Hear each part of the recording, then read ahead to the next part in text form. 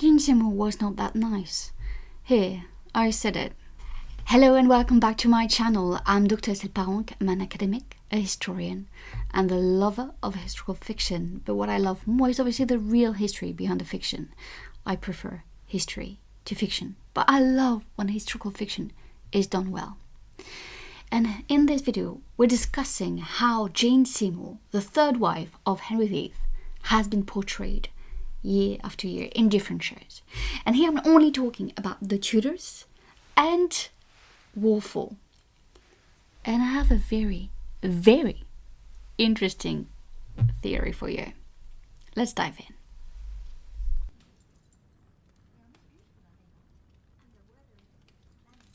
Lady Rochford? Yes, Your Majesty. Take this to Lady Bryan. Tell her to use it to buy clothes for the Lady Elizabeth. Okay, so here we have Jane Seymour in the Tudors. And she's just this very, very lovely stepmother, lovely queen.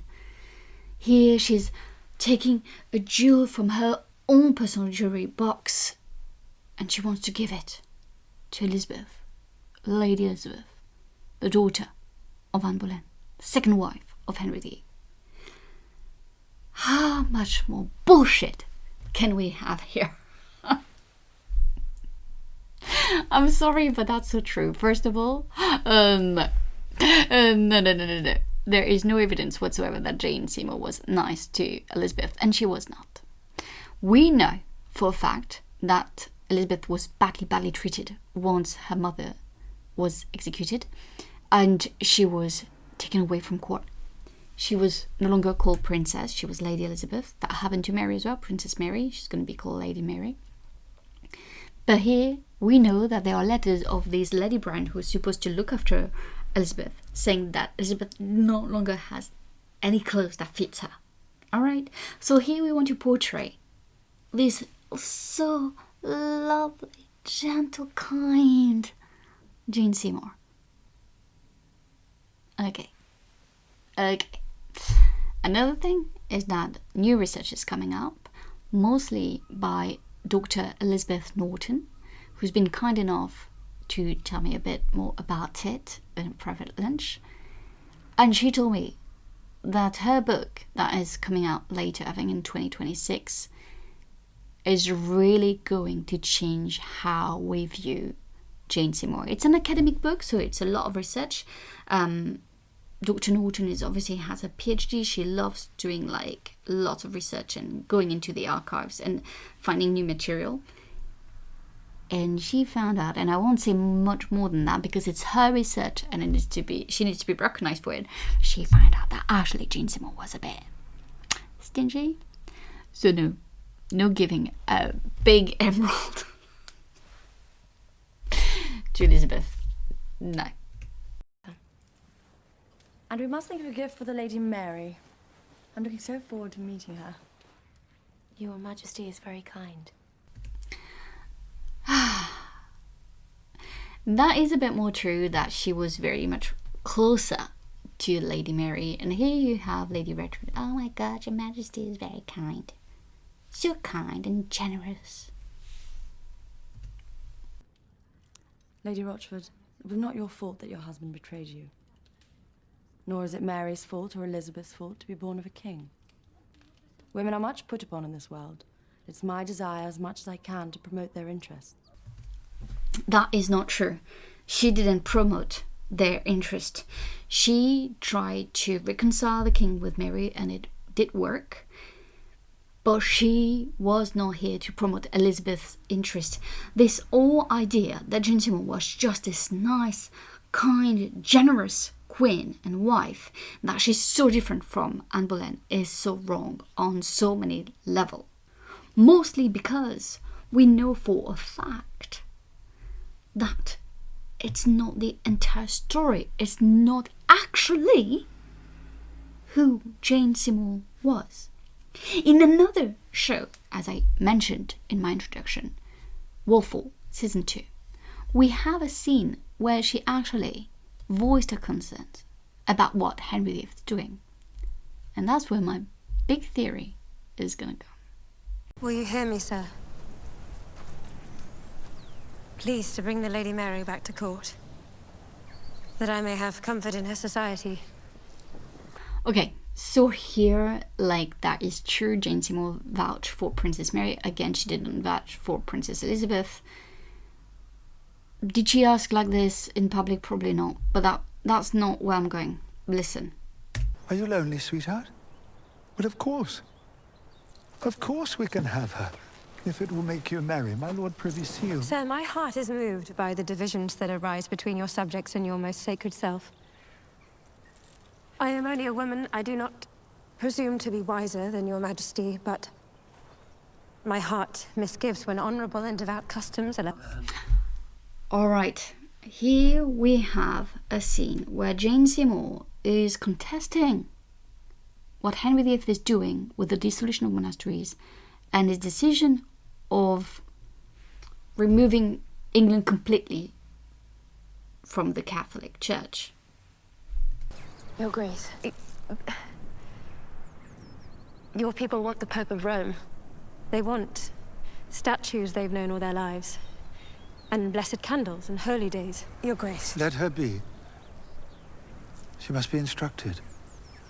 Madam, what you fail to grasp is that the Bishop of Rome is merely a foreign prince out to conquer, if he can. So here she's literally saying they want the Catholic Church, they don't want your authority. But here, he's fighting this. I will have no alien interfere with my rule, and I will allow no traitor to shelter behind the cross of Christ. No traitor. No traitor. What she's doing could be very close to treason.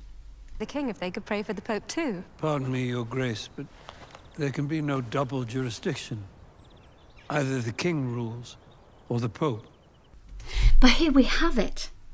She's contesting not only what Henry VIII is doing, but also what Cromwell is advising. That was before she was pregnant.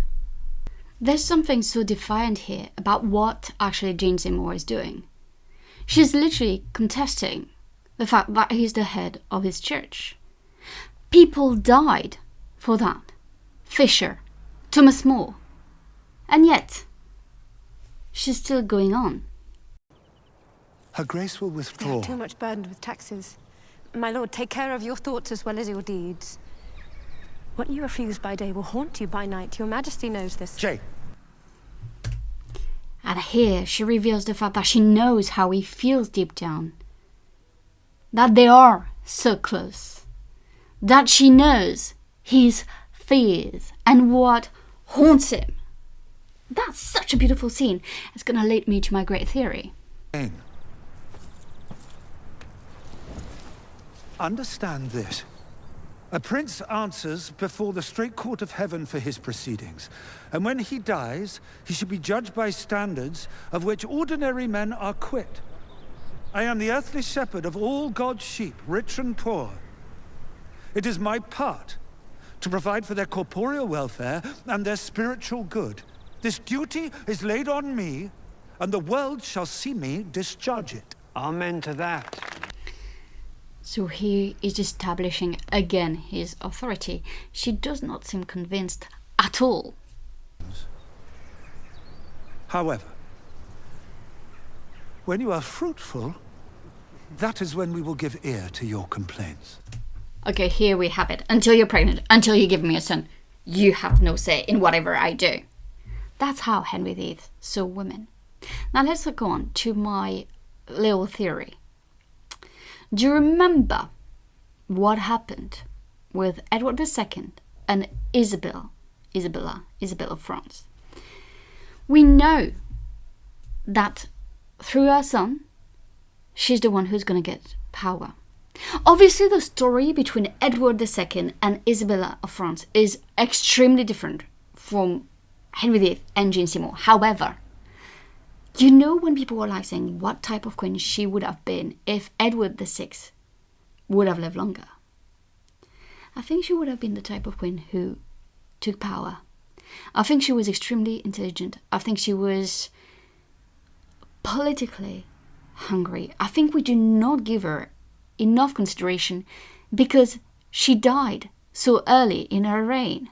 She died after giving birth. There's not enough time with Jane Seymour for having real evidence of who she was.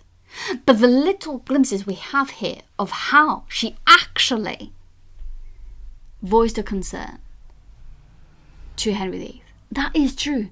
She did not think that he should be doing what he was doing. We know that. So interesting as well is that it means that this idea, Edward VI is going to be raised as a Protestant king. I wonder if his mother had lived longer, because Jane was extremely Catholic. I don't think that she would have changed her mind and her faith. And I think that she would have probably tried to get power, not just for herself, but for her son. Maybe they would have jointly ruled, like it happened. I think she would have been the regent in Edward VI's reign, but I think she would have been bold. I think she would have thought that Henry is going mad. I think that their relationship would have massively deteriorated, and not because, oh my God, she just gave me a son. I think he would have had enough of her intelligence, like he had enough with Catherine of Aragon, like he had enough with Anne Boleyn. He loved his women very intelligent. At the same time, he despised them. He always ended up despising them. And when you look at what happened with Catherine Parr at the end of his reign, and how she was that close to lose it all as well, you see here a pattern of women voicing their concerns, having their own opinions, and being bold for them. And I think that's exactly who Jane Seymour was. So yeah, maybe she would have been another type of she-wolf, but with that France's support. So she, would not have gone somewhere else. But maybe she would have gotten support. Maybe there would have been a religious civil wars if people had realized that she was actually very Catholic, and that Edward would have been very Catholic. It would have completely changed here if she had not died in childbirth. I think it would have changed the dynamic and the history of England, therefore the history of Europe. Because can you imagine Edward VI being Catholic? He would have married, probably, Mary Stuart. I mean, it would not have been an appalling type of alliance. So the Guises would have probably said, oh no, let's not do that, the English. At the same time, they really loved having many crowns. Let me know what you think about Jane Seymour, and if we should stop just having this idea of this passive, obedient, kind, generous queen and women. I think she had way more to show and to give than we give her credit for. Let me know in the comments. Thank you so much for watching. Bye.